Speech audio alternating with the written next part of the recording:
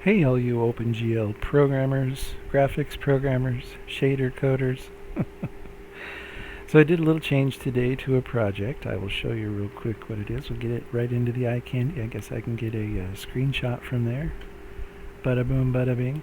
So as you can see, as you go around the circles, each, instead of all going all the way out to the end, they each have a different length based on the segment of the angle. And I was kind of trying to make asteroids, which I guess it kind of does that, but it looks a little bit more like crystals or something like that. And of course each one's different, which is kind of cool. I'll show you how we did that too, even though they're not that different. So, excuse me, I added this, of course, which is takes a float, gives a float, and it's a random, uses the fascinating variable, which is the vertex ID. So that's not really that much that I changed. This right here, I took out this lengthy divide by the 0.5 plus the cosine of the time, fascinating that times 0.5, so that just kind of like divides by a number close to 1. Anyways, this is just the length.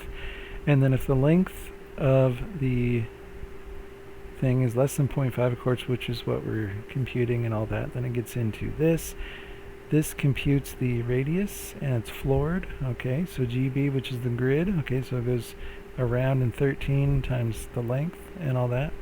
Then this part right here is the angle. See, I figured this out because my previous code used the R variable for the radius and the A variable for the angle. So what I wanted was a random number like that, like with noise, that is based on the angle. So I put that into this max R equals N11A times GB times 0.5.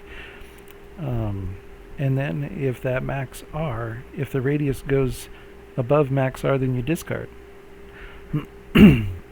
Because that max R is different for each particular angle. And then otherwise it just draws it right like regular. Okay, well that's it. Thanks for watching.